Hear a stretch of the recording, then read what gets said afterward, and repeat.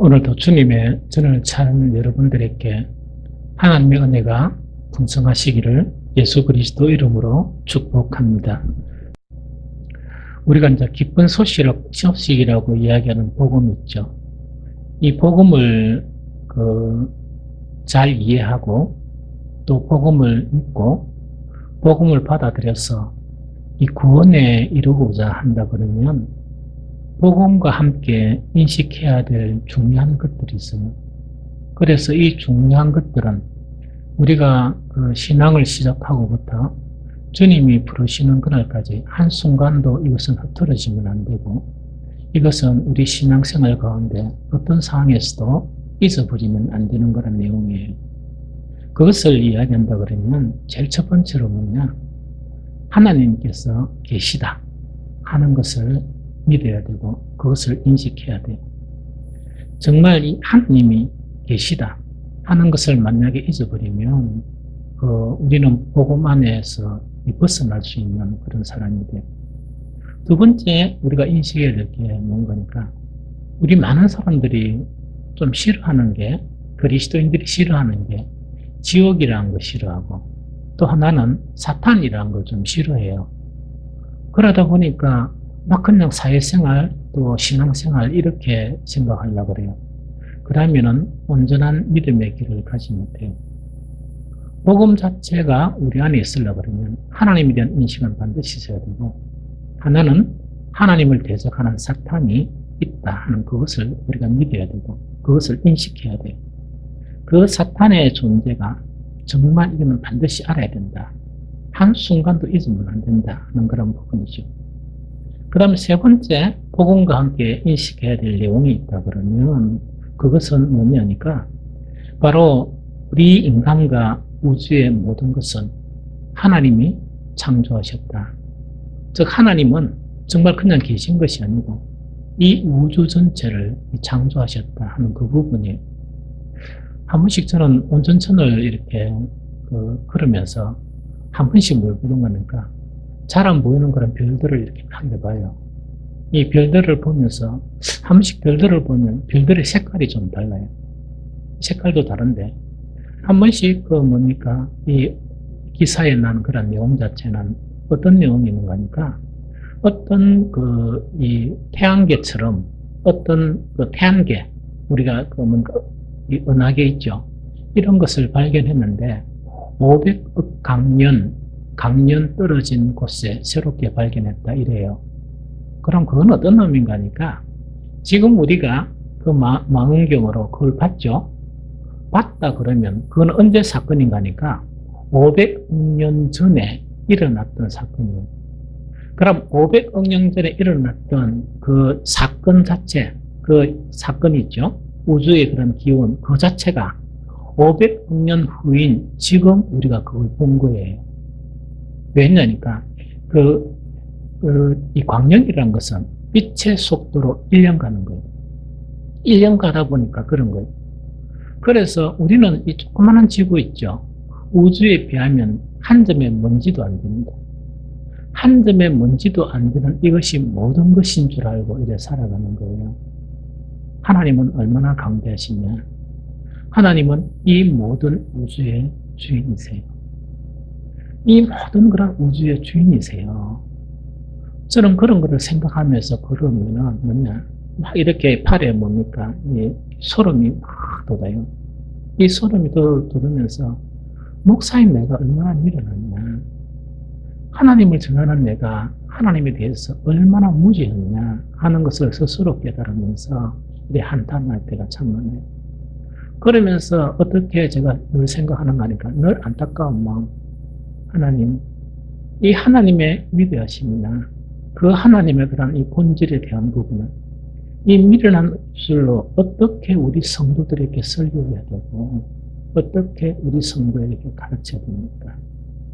진짜 그런 기도나 이것을 할 때마다 가슴이 좀 막혀버리는 그런 가운데서, 우리가 믿는 하나님은 그런 분이세요. 그런데 이 우리가 믿는 하나님 한 반대편에 우리를 끊임없이 괴롭히는 사탄의 실제가 있다. 이것도 한순간도 잊어버리면 안 돼. 그것은 잊어버리는 순간 신앙은 이상한 길로 벗어가요. 천국이 있다는 것을 분명히 알아야 되지만 지옥이 있다는 것을 잊어버리면 그 신앙은 뚱뚱대로 가버려요. 지금 기독교라는 이름 안에 있는 많은 그런 단체들이나 많은 그것이 성경을 떠나버린 그런 이론 가운데 있는 그런 사람들이 너무 많아요. 그 사람들의 가르침에 보면 지옥을 잘 안 가르쳐요. 두 번째, 회개를 잘 안 가르쳐요. 또 무엇을 잘 안 가르치나? 사탄의 실체를 잘 안 가르쳐요. 그러다 보니까 세상 사람들은 뭐냐? 이상하게 믿는 거예요. 하나님은 계시지만, 하나님은 계시고 또 우리가 있는데, 하나님은 우리가 예배드리는 이 공간 속에서만 관여하시는 하나님이다. 이렇게 믿어보는 거예요. 그러다 보니까 기독교인들이 멋대로 생활하는 거예요. 사회생활은 자기 생활인 것처럼. 그게 사탄에 속해서 있는 그런 세계인 줄을 모르는 거예요. 성경은 분명히 나타나 있는 거예요. 또 그것뿐만 아니고 또 한 가지 인식해야 될 것은 뭐냐? 인간은 사탄의 게임에 빠져 하나님을 배반하고 타락했다. 이걸 알아요. 그러면서 결과 반드시 죽는다. 즉 이거는 뭐냐니까 항상 기독교인들은 살아가면서 이 영혼과 육신이 분리되는 이 세상 사람들이 죽음이라는 것을 항상 이렇게 잊고 있어야 돼요. 항상 죽음을 가지고 있어야 돼요. 항상 죽음을 생각해야 돼요. 그래서 내 인생의 때 자체가 내가 저녁에 잠을 자면 내가 언젠가는 아침에 떠오르는 태양을 보지 못한 때가 있다. 이걸 항상 이렇게 인식하면서 살아가야 건전한 그런 신앙 가운데 우리가 되어간다는 얘기죠. 그런데 문제는 뭐냐? 사탄의 게임에 빠진 우리들은 어떻게 되느냐? 지옥이란 곳은 원래 사탄을 가두는 곳이에요. 계시록에 보면. 사탄을 가두는 곳인데 하나님보다 사탄을 선택한 사람들은 결국은 사탄과 함께 그 지옥에 간다는 얘기죠. 지옥이 상당히 엄청나게 무섭고 엄청나게 괴로운데 그 괴로움 속에 한 가지가 뜨거운 불도 괴롭지만 여러분들요 정말 사람도 싫은 사람하고 이래 있으면 숨도 쉬기 싫죠. 그런 걸 못 느껴봤구나. 너무 힘들어요. 그런데 그 싫은 사람은 아무것도 아니에요. 우리가 사랑할 수 있는 사람이. 사탄은 싫음의 극치예요. 이 사탄은 싫음의 그런 극치가 되는 그 존재하고 지옥에 같이 이렇게 영혼이 있어야 된다 생각하면 정말 이 극심한 이 뭡니까? 이 가장 나쁜 것이죠. 이제 그렇게 된다는 얘기죠. 여기에 되어야 복음이라는 게 나와요. 그럼 복음은 뭐냐? 이런 상황 가운데 있는 우리를 구원하시기 위해서 여호와 하나님께서 예수 그리스도를 통해서 우리에게 주셨습니다. 그게 복음이에요. 그래서 이 복음을 받아들이고 믿고 복음 안에 있으면 우리가 구원을 얻게 된다 하는 이 사실입니다.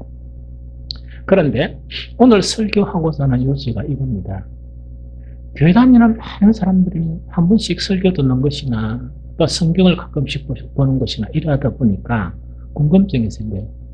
어떤 궁금증이 생기고 어떤 의심이 생기느냐? 자기 자신에 대해서 의심이 생겨요. 자기 자신에 대해서 어떤 의심이 생기는가 하니까 정말 내가 복음 안에 있는 것이냐? 내가 믿음 안에 있는 것이냐? 하는 그런 의심이 생겨요. 이런 의심 자체는 뭐냐? 잠을 잘 때나 혼자 외로울 때나 가끔씩 죽음을 생각할 때 뭘 생각하는가 하니까 정말 나는 복음 안에 있는 것이냐? 즉 복음 안에 있는 것이냐는 뭐냐니까 구원은 나에게 확실하냐? 나는 구원을 받았느냐? 하는 그런 문제에 빠지게 됩니다. 그런데 이것을 생각하면서 그 근거가 뭐냐? 이것을 근거로 내세우는 게 있어요. 그게 뭐냐니까 내가 예배 참석하거든요. 또 내가 찬양도 하거든요. 내가 이렇게 신앙생활도 하는데 옛날에는 그래도 그 신앙생활의 모든 부분에 기쁨이 있었는데 정말 주일이 다가오면 목요일 저녁부터 막 기쁘다가 금요일 날은 기쁨의 극치. 왜? 토요일 날 이 뭡니까? 준비하고 주일 날 이 주님 앞에 간다 하는 그 기대감 때문에 일주일 동안 토요일이 가장 행복하고 월요일이 가장 힘든 그런 날이라고 생각하면서 정말 예배나 찬송이나 교회 생활의 모든 영역에 기쁨과 기다림이 있었는데 지금은 가만히 생각해 보니까 기쁨이 없거든. 이 기쁨이 없거든요. 그런데 설교나 이 성경을 딱 보면 구약에 있는 그 유대인들 있죠. 유대인들이 버림받은 이유가 여러 가지가 있는데 그 중에 하나가 뭐냐? 열심히 오늘날 예배와 같은 제사를 열심히 드렸는데 마음이 안 들어지는 거예요. 기쁨을 상실하는 거예요. 그래서 그들은 하나님으로부터 버림을 받았다는 사실을 알거든요. 알다 보니까 뭐냐? 내가 지금 요즘 상태에 보니까 기쁨이 없는데 이런 상태로 내가 참 복음 안에 있고 참 믿음 안에 있다고 내가 있다고 확신할 수 있느냐? 이게 의심스러운 거예요. 제가 답을 이야기할게요. 매우 근거가 있고 타당한 걱정입니다. 그렇게 되면 걱정스러운 상태입니다. 매우 타당하고 매우 근거 있는 아마 이런 것 같아요. 믿는 자에게 성령을 보내주시거든요. 성령께서 그렇게 걱정하게 하시는 것을 이렇게 자기가 느끼는 것 같아요. 그거는 안 돼요. 아주 그건 안 되거든요. 왜 그거는 안 되느냐? 성경에 보면요. 복음 안에 있다는 그 증거는 여러 가지가 있어요. 여러 가지가 있는데 복음 안에 있다는 증거는 뭐냐? 기쁨으로 알 수 있어요. 이해가 되죠? 복음 안에 있다는 그 증거는 기쁨으로 확인할 수 있어요. 그래서 오늘 요한복음 15장 11절 말씀 자체를 간단히 해석한 이야기입니다. 내가 이것을 너에게 이르면, 내가 이것을 너에게 이른다는 것은 아주 핵심적인 내용은 내 안에 거하라는 것인데 내가 이것을 너에게 이른다는 것은 복음을 이야기해요. 복음이란 건 예수님 자체를 이야기하고 예수님의 말씀을 이야기해요. 그래서 내가 이것을 너에게 이르면 내 기쁨이 너희 안에 있어 너희 기쁨을 충만하게 하려 함이라. 하나님 이렇게 말씀하세요. 이 말씀을 좀 설명하면 이런 이야기예요. 자, 이 이야기입니다. 우리 이 세상요, 이 살면서 희노애락을 다 가지고 있잖아요. 그래서 원래 기쁨이라는 게 있어요. 예수님은 그 기쁨을 부정하는 게 아니에요. 우리가 여행을 가고 음식을 먹고 친구를 사귀고 또한 연애를 하고 결혼을 하고 이런 거 있죠. 그 속에도 희노애락이 다 있습니다. 기쁨이 있다는 이야기입니다. 그런데 예수님께서 말씀하시는 것은 뭐냐니까 내가 이것을 너희에게 이렇게 이르는 것은 뭐냐? 어떤 현상이 나타나게 하는 거니까 너희에게 전혀 새로운 기쁨, 너희가 이 세상에서 경험하지 못한 전혀 새로운 기쁨, 이것을 뭐라고 예수님은 말씀하시느냐? 내 기쁨, 예수님의 기쁨이에요. 즉 너희가 기쁨이 있는데 그 기쁨에 그 기쁨 플러스 뭐가 형성되느냐? 너희가 한 번도 경험하지 못한 새로운 기쁨 자체가 너희에게 형성이 된다 이야기예요. 그래서 너희 안에 있는 기쁨은 반쪽 기쁨이었고 아주 수준이 낮은 기쁨이었는데 너희 안에 있는 기쁨과 내가 이 복음을 통해서 주는 기쁨 자체가 합해지면서 충만한 기쁨으로 이끌어간다. 그 이야기예요. 너무 대단하죠? 별로 안 대단한가 봐요. 예? 그걸 이야기해요. 그래서 복음의 본질에는 뭐냐? 기쁨이에요, 사실은. 기쁨이에요. 이 기쁨. 그런데 오늘날 많은 그리스도인들이 이 기쁨을 오해하고 있어요. 어떻게 오해하고 있는가? 성경을 자세히 안 읽다 보니까 이렇게 이야기해요. 내가 이렇게 하나님께 나아가 예배를 드리면 내가 기뻐한다고 그랬으니까 이래 될 것이다. 내가 가지고 있는 세상 기쁨 있죠? 세상 기쁨이 욱욱 커질 것이다. 이런 생각. 다시 이야기할까요? 예수님이 말씀하신 충만한 기쁨이라는 것은 뭐냐? 이 세상 살면서도 기뻐해야 될 게 있어요. 그래서 여러분들 그걸 해야 돼요. 기독교인이요, 이 세상에 있는 기쁨을 무시하면 안 돼요. 음식도 되도록이면 간이 맞는 맛있는 음식을 먹어야 되고요. 그래야 기쁘죠. 차도 향기로운 차도 이렇게 마셔야 되고. 이해가 됩니까? 그래서 이번에는 뭐냐니까 우리 건영희 집사님께서 이 차 3개를 가져왔어요. 그런데 나는 그것도 모르고 몇 가지를 샀느냐? 프리미엄급으로 7가지를 더 샀어요. 그래서 여러분들은요, 그 커피숍 가서도 마시지 못하는 10가지의 종류의 커피, 그것도 어느 수준이냐니까 프리미엄급. 이해가 됩니까? 그것을 즐기라고. 저는 그걸 사면서 어떻게 생각하니까 돈은 조금 비싸지만, 그래도 꽤 비싸다 싶어요. 세상 사람들은 아무것도 아니지만, 꽤 비싸지만 나는 우리 성도들이 이런 커피를 마시면서 이렇게 뭡니까? 그 즐거움을 가진다는 게 그게 너무 좋아요. 근데 한 번씩은 좀 그렇죠. 그 커피에 설탕 타먹는 분이 있었어. 제가 참 마음이 아파. 나는 맛있게 끓이는데, 이런 분들도 그 인생 맛을 잘 모르는 것 같아요. 어쨌든 간에, 우리 이 인생에 관한 즐거움은 아는 게 중요해요. 이해가 되죠? 그런데, 우리가 신앙을 통해서 그것만 이렇게 키우려 그러면, 그건 어떻게 되느냐? 신앙이 아니고 타락이 돼요. 유대인들처럼. 그래서, 복음 안에 있는 기쁨의 신비는 뭐냐?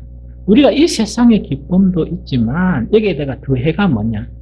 이 세상에서 한 번도 경험하지 못한 전혀 새로운 기쁨, 이 기쁨이 우리 속에 들어오는 거예요. 그래서 우리 기쁨은 충만하게 되는 충만의 기쁨으로 이끌어간다 하는 것 자체가 예수님께서 하신 말씀이에요. 예수님은요, 정말 복음 안에서 누리는 이 기쁨이 얼마나 중요하냐 하는 부분을 또한 강조하신 내용이 있는데, 그 내용 자체가 뭐냐니까 예수님께서 십자가를 타갔던 거예요. 곧 십자가를 지시고 다 하시는 거예요, 예수님. 그래서 제자들을 사랑하되 끝까지 사랑하시고 요한복음 13장부터 16장까지 마지막 메시지를 제자들에게 전하는 거예요. 질문도 받아가면서. 이 전하고 난 다음에 요한복음 17장은 뭐냐? 예수님이 떠나시면서 대제사장으로서 십자가를 지시는 그 일을 남겨두고 마지막 기도하는 그 내용이 요한복음 17장입니다. 그 요한복음 17장 마지막 기도를 하면서 예수님의 그런 기도 내용은 어떤 내용이 있느냐? 요한복음 17장 13절이에요. 지금 내가 아버지께로 가오니, 이거는 무슨 이야기냐니까 이제 내가 십자가에 고통을 지고 주님께로 간다는 그 이야기. 지금 내가 아버지께로 가오니 내가 세상에서 이 말을 하옵는 것은, 이 말을 하옵는 것이라는 게 뭐냐? 그게 복음이에요.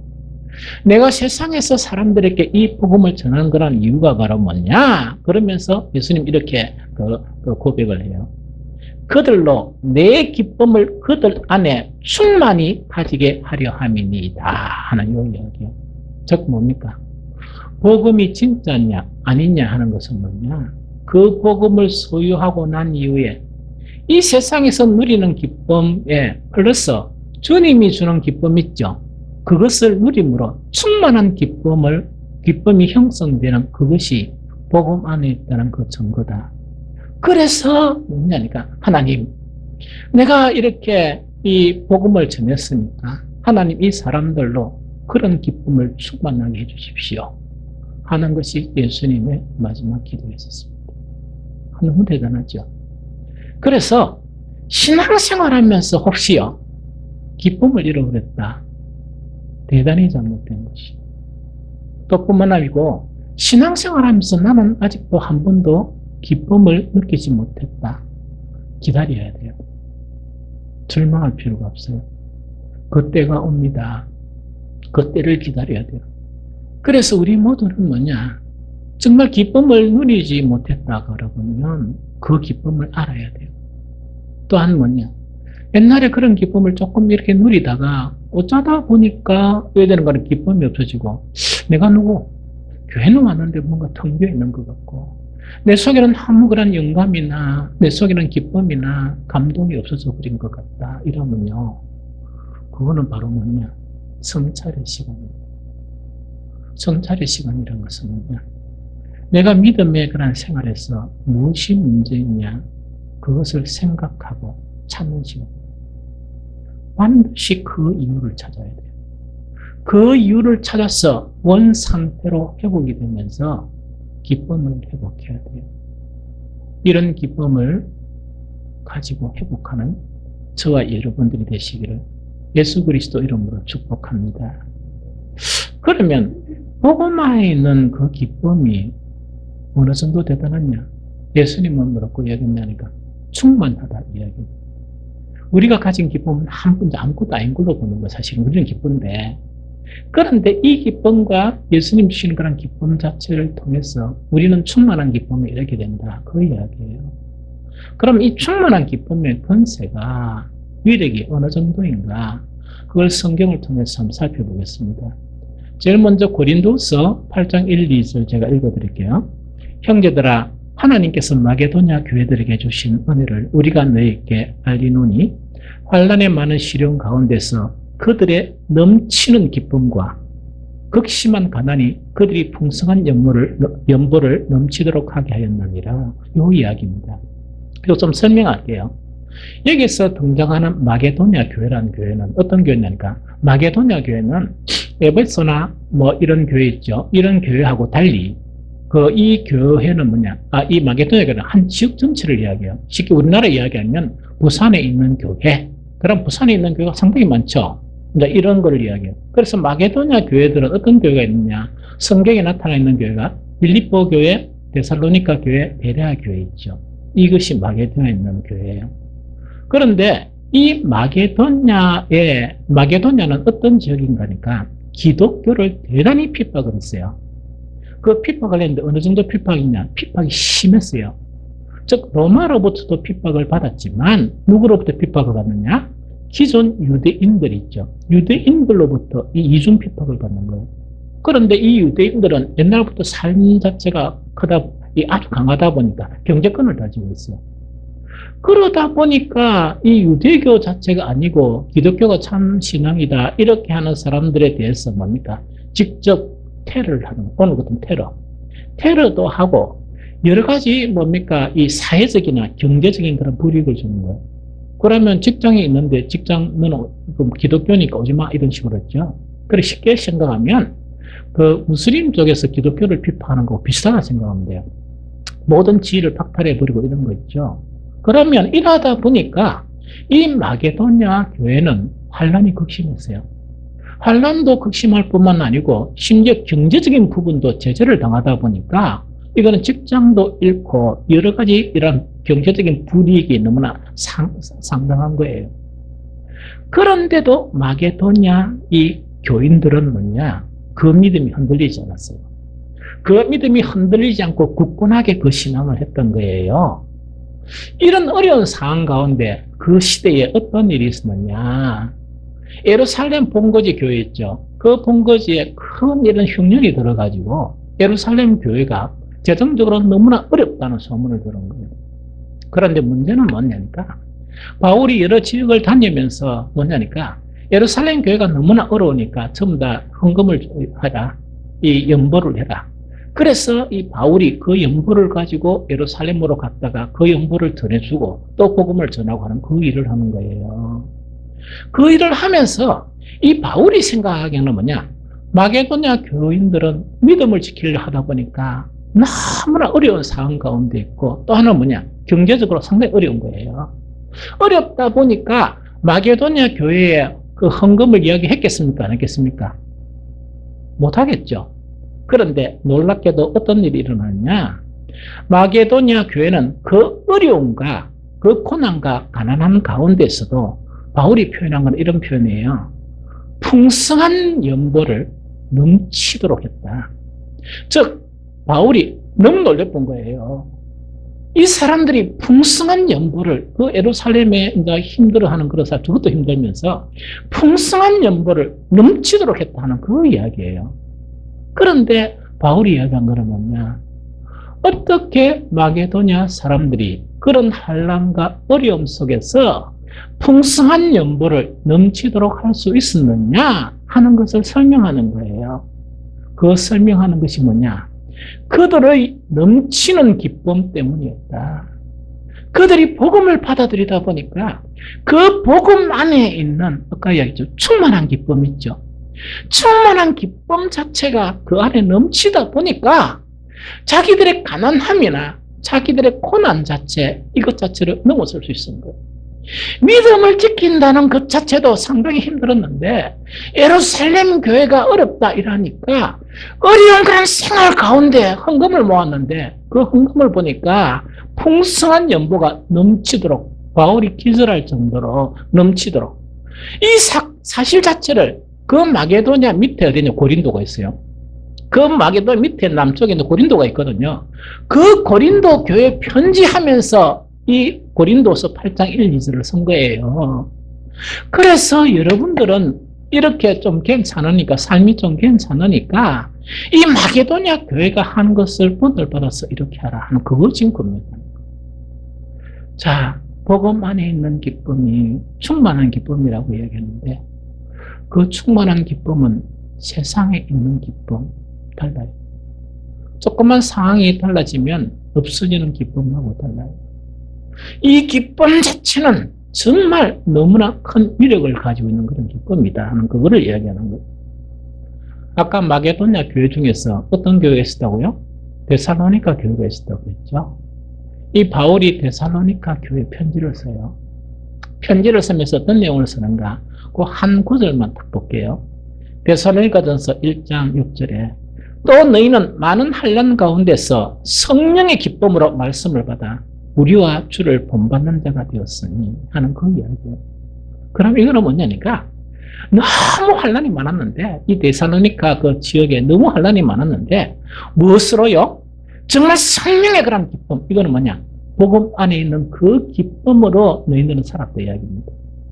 더 놀라운 사실은 뭐냐? 이 마게도냐 교회 중에 한 교회가 있었는데 그 교회가 뭡니까? 빌립보 교회. 이 바울이 뭡니까? 보통 자비령을 하면서 이렇게 자기가 막 해서 템포 짓는 일을 하면서 자기 경비를 이렇게 쓰면서 복음을 전했어요. 이렇게 극한 환난 가운데 있고 경제적으로 어려운 교회였던 빌립보 교회에서 바울이 선교 여행이나 선교에 대한 그런 후원금을 보낸 교회가 빌립보 교회예요. 이해가 되겠죠? 이 모든 것을 어떻게 할 수 있느냐? 복음 안에 있는 넘치는 그런 기쁨의 그런 위력 자체가 이 일을 가능하게 했다는 이야기예요. 성경 한 구절 더 볼게요. 신약은요, 복음이 완성된 단계예요. 우리는 참 행복해요. 구약에 있는 사람들보다. 그런데 구약에는 뭐냐? 아직 복음 자체가 완전하게 계시가 안 됐어요. 그러면 구약의 복음이 완전히 계시가 안 된 그 상황 가운데서 그 한 선지자의 고백을 보면 하박국 3장 17절 18절이에요.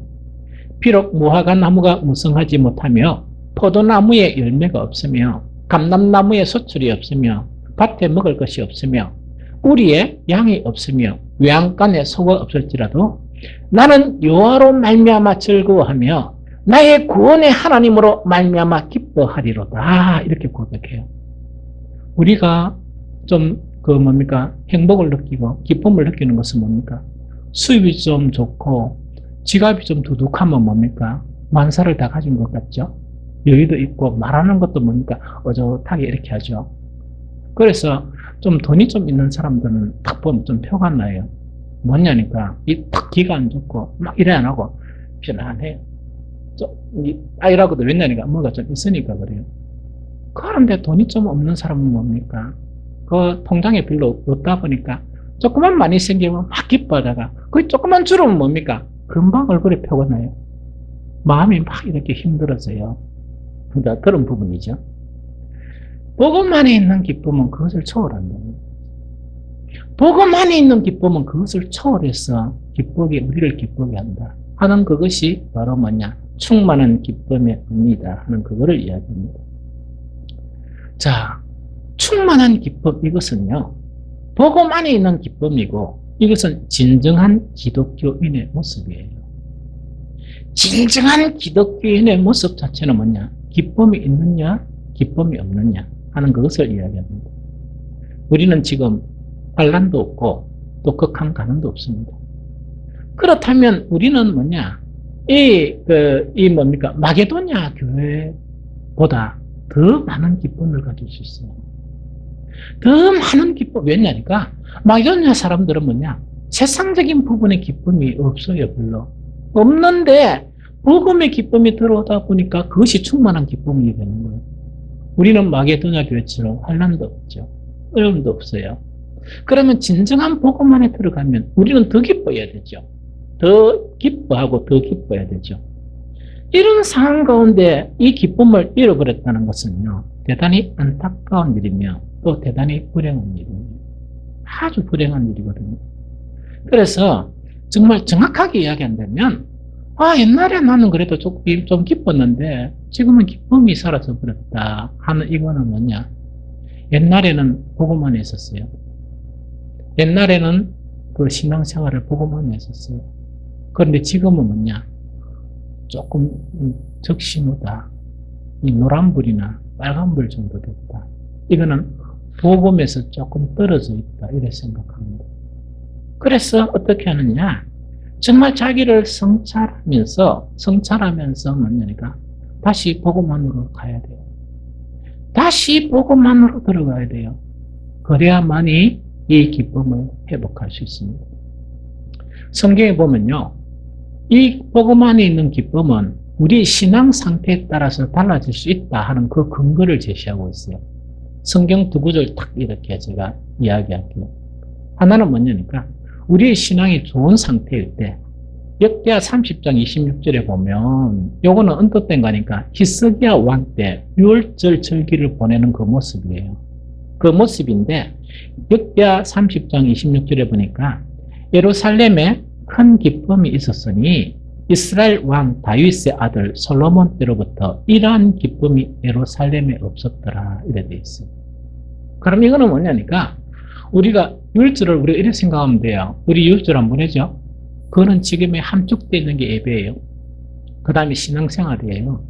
그럼 이거는 뭐냐니까 우리의 그 상태가 좋을 때, 믿음의 상태가 좋고 진정한 복음 자체 안에 있을 때는 뭐냐? 우리의 예배나 우리의 찬양이나 우리의 기도나 모든 것 자체에 뭡니까? 기쁨이 넘친다.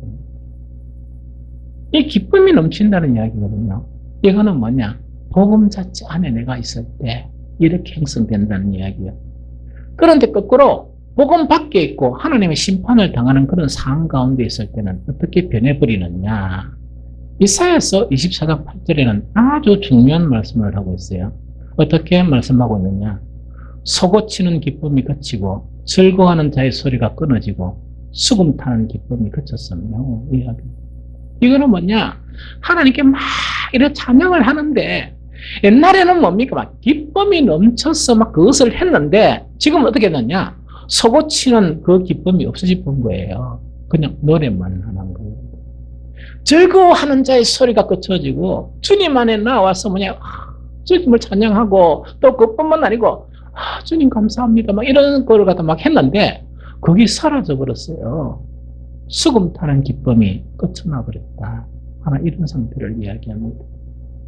우리가 복음 안에서 신앙생활을 하느냐, 그렇지 않느냐 하는 것의 차이를 이렇게 극명하게 이야기하고 있다는 것을 이야기합니다.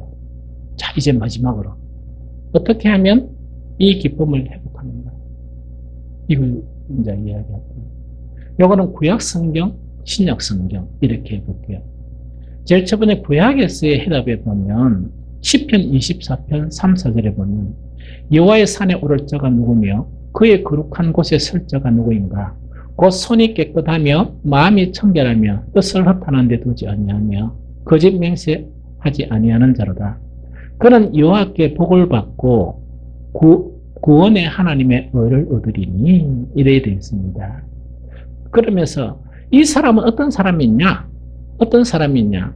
그거를 이야기하는데 우선 여기서 시편 24편 3절 5절은 어떤 거를 이야기하는 거니까 신약에 보면 복음 안에서 신앙생활을 하는 모습을 이야기해요. 그게 여호와의 산에 오를 자가 누구이며 그의 거룩한 곳에 설 자가 누구인가? 곧 손이 깨끗하고 마음이 청결하고 뜻을 허탄한 데 두지 아니하며 거짓 맹세하지 않는 자로다. 그런 여호와께 복을 받고 구원의 하나님께 의를 얻으리다. 이 이야기다, 그죠? 그럼 이 이야기는 신약에서 뭐냐? 복음 안에 있다는 그 내용을 봅시다. 그러면 이 사람은 어떤 사람이냐? 구체적으로 이렇게 하는 사람은 어떤 사람이냐? 그게 시편 24편 6절에 이야기하고 있습니다. 이는 여호와를 찾는 족속이요 야곱의 하나님의 얼굴을 구하는 자로다. 이 이야기입니다. 그럼 구약에서 해답은 이야기입니다. 우리가 복음 안에 진정으로 구한다는 것은 순간순간 모든 삶의 영역에서 누구를 찾는다고요? 순간순간 하나님을 찾고 하나님의 얼굴을 구하는 그런 사람을 말한다는 거예요. 그럼 지금 우리 신앙생활 하면서 뭡니까? 예배 시간 안에만 이렇게 신앙생활 하는 게 아니고, 심지어 요새 어떤, 다른 목사님들 설교 들어보니까 그 교회의 형편을 이야기하겠죠. 예배는 여기 드리는데 마음은 딴 곳에 가 있고, 이래 이야기해요. 그러면 너무 비참하잖아요. 몸은 또 걔가 예배를 드리는데 생각은 딴 데가 있는 거예요. 가장 나쁜 상태, 복음 밖에 있는 그런 상태를 이야기해요. 그래서 내가 그 목사님들을 보면, 우리에게는 별로 안 그럴 것 같은데, 아주 마음속에 안 들어가 봐서 모르지만, 그만큼 심각하냐. 교회만 크면 뭐해. 그런데 어떤 좀 큰 교회에서 그런 이야기 하니까 너무 안타까워요. 그래서 뭐냐니까, 우리 교회는 그런 게 잘 안 보이고, 있어도 조금 보여서 마음이 좀 괜찮은데, 큰 교회는 그런 사람들을 수천 명 보면 목사님 기절 안 하겠나? 그래서 하나님께서 나는 작은 교회 목회자로 세웠구나. 왜? 내가 기절하지 말라고. 그거 보고 속 비비지고 일하지 말라고. 내 속에 있는 기쁨이나 행복 자체가 상실되지 않기 위해서 복된 성도들하고 이렇게 작은 교회에서 이렇게 목회하게 하시는구나. 그게 막 감사가 돼요. 동의가 되죠? 이런 부분이에요. 그래서 이제 그걸 이야기해요. 그러다 보면 아까 이제 이야기한 것처럼 뭐냐, 이런 복음만 그렇게 순간순간 하나님을 찾고, 이게 아주 중요해요. 구약의 핵심이에요. 그래서 구약에서 이스라엘 민족이 하나님께 버림받는 게 여러 가지라고 그랬죠. 내 얼굴을 구하지 않는 것, 정말 나를 찾지 않는 까닭, 이런 거 있죠. 이것도 뭐냐니까 아주 중요한 거란 변수예요. 그래서 이렇게 참여하니까 보여주는 거니까, 역대하 30장 26절 순간순간에 뭐냐, 아까 이야기했죠. 예루살렘에 큰 기쁨이 있으니 이스라엘 왕 다윗의 아들 솔로몬 때로부터 이러한 기쁨이 예루살렘에 없었더라. 이것이 회복되기만 하면 이런 기쁨은 형성된다는 그걸 이야기해요. 우리 신앙도 마찬가지예요. 우리 많은 사람들이 오해하는 게 이걸 오해해요. 하나님 우리에게 대단한 걸 요구할 거야. 그래서 나는 대단한 신앙이 아니니까 나는 그렇게 못해. 이런 사람들이 많아요. 그 성경을 잘 못 읽어서 그래요. 하나님은 우리가 생각하는 것처럼 큰 헌신하고 큰 일을 요구하시는 게 아니에요. 우리의 그런 큰 헌신이나 큰 일을 요구하시는 게 아니고, 순간순간 모든 삶의 영역에서 하나님을 구하고 하나님을 찾는 것을 원하세요. 또한 그것을 기뻐하세요. 이 상태가 어떤 상태냐? 복음 안에 있는 상태예요. 이 복음 안에 있는 상태예요. 그래서 시편 62편 8절에 보면, 백성들아 시시로 그를 의지하고 그 앞에 마음을 터라. 하나님은 우리의 피난처시로다. 이거는 뭐냐니까 쉽게 이야기해. 예배 시간이나 세상 속에 있을 때 순간순간 하나님께 마음을 토하는 거예요. 순간순간 하나님을 찾고 하나님을 구하는 거예요. 이게 복음 안에 있는 것이고, 이것이 형성되어지면 신비하고 놀라운 하나님의 방법으로 우리에게 뭐냐, 주님 안에 있는 기쁨이 우리 안에 유입이 되는 거예요. 이것 자체를 이야기하는 거예요. 반대로 정말 예배 자체만 이렇게 오고 온갖 세상 생활할 때는 세상만 바라본다, 이렇게 되면 뭐냐, 절대로 예배 시간에 기쁨이 안 나타나요. 절대로 예배를 드린다 할지라도, 주님 앞에 많은 것을 드린다 할지라도 이거는 기쁨이 나타나지 않는다 하는 그런 부분을 이야기합니다. 그리고 신약 성경에서는 오늘 본문 말씀에 간단히 이야기하겠습니다. 이 오늘 본문 말씀에서는 뭐냐, 내가 이것을 너희에게 이루며 이렇게 말씀하시죠. 여기에서 핵심적인 내용 자체는 뭐냐, 요한복음 15장 4절 5절이요. 너희는 누구 안에 가라? 내 안에 가라. 자, 여러분들 주목하세요. 성경 전체를 잘 이해하는 방법을 이야기할게요. 구약 성경 있고 신약 성경 있죠. 열정적인 사람은 구약 성경 읽다가 신약 성경 읽다가 이래 한다 그래요. 그러다 보면 좀 혼란이 생겨요. 왜냐니까 뭔가 좀 이렇게 이게 탁 안 맞아 들어가는 것 같은 생각이 들어요. 그럴 때 어떤 관점을 가지면 이해가 잘 되느냐. 구약 성경이 있으면, 구약과 신약이 있으면 구약 자체가 이 점진적으로 발전해 나가면서 신약 성경을 이루고 있구나, 이렇게 생각합니다. 이해됩니까? 아까도 얘기했지만 구약에 있는 복음은 이렇게 완전 계시된 복음이 아니에요. 그래도 구약의 사람들은 완전 계시되지 않는 복음을 그들의 믿음으로 예수 그리스도를 간 거예요. 그게 아브라함이 그랬어요. 정말 믿음의 조상들이 그걸 보고 얼마나 대단한 신앙입니까? 다윗이 그랬어요. 그래서 뭐냐? 이 구약 성경 자체는 점차 내용이 뭐냐? 발전적인 단계와 완성된 단계로 전환해 가면서 신약에 이르렀다. 이렇게 생각하면 돼요. 그럼 구약 성경은 뭐냐? 히브리서 기자가 한 것처럼 여러 부분과 여러 모양의 말씀입니다. 여러 부분과 여러 모양의 퍼즐을 이렇게 맞춰야 되고 여러 조각조각 나는 그런 말씀입니다. 신약 성경은 뭐냐? 하나님의 아들 예수 그리스도로 말씀하신 것이다. 이렇게 이야기합니다. 그러면 구약에서는 뭐냐니까 정말 이렇게 이제 그 복음 안에 있다. 주님 복음 안에 있다는 것 자체가 뭡니까? 하나님을 순간순간 찾고 구하고 이거죠. 그 너희 얼굴을 하나님을 향해라 막 이걸 강조하는 거예요. 선지자를 통해서. 신약 성경에는 그보다 엄청 발전된 거예요. 어떻게 발전됐다고요? 그런 거는 이제 조금 수준이 낮고 지금부터 해야 될 게는 뭐냐? 너희는 내 안에 거해야 되는데 구체적으로 내 안에 가는 수준을 어떻게 해야 되느냐? 포도나무의 가지가 포도나무에 붙어 있는 것처럼 내 안에 거하는 것이 복음 안에 거하는 것이다. 그 이야기. 그래서 결론적으로 오늘 예수님이 말씀하신 거 있다. 그죠? 뭐냐니까 이것을 너희에게 이르면 내 기쁨이 너희 안에 있어 너희 기쁨을 충만하게 하려 합니다. 이게 내 안에 있는 거, 주님 안에 있는 거예요. 결론적으로 주님 안에 있는 것은 무엇이냐? 요것만 설명하고 마치겠습니다. 주님 안에 있는 것은 무엇이냐? 요한일서 2장 24절에 보면요. 너희는 처음부터 들은 것을 너희 안에 거하게 하라. 처음부터 들은 것이 너희 안에 거하면 너희가 아들과 아버지 안에 거하리라 이야기죠. 처음부터 들은 것이 뭡니까? 복음이고 처음부터 들은 것이 바로 뭡니까? 말씀이에요. 그러면은 말씀 자체가 끊임없이 우리 속에 있는 거예요. 말씀 자체가 끊임없이 우리 안에 있는 그거를 이야기합니다. 그거를 지금 이야기하거든요. 이제 결론적으로 말씀드리겠습니다.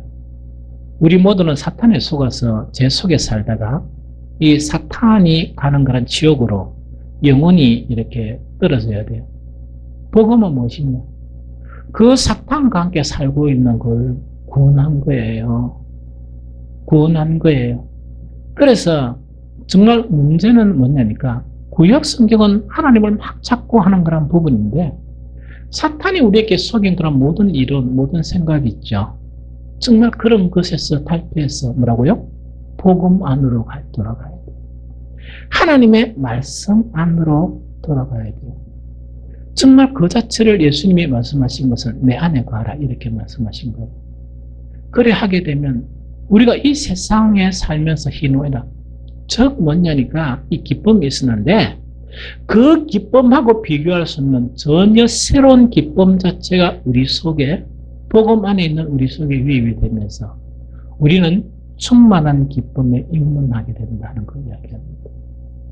그래서 우리는 이 세상을 살면서 어떤 환경이나 어떤 고난 속에도 그것을 극복하면서 그 기쁨이 주는 힘으로 믿음의 길을 가게 되고 결국은 어디로 가느냐? 온전한 기쁨이 있는 다시금 애통하는 것이 없고 곡하는 것이 없는 영원한 하늘나라에 가게 된다 하는 것이 복음의 결론입니다. 이 기쁨을 회복하는 저와 여러분들이 되시기를 예수 그리스도 이름으로 축복합니다.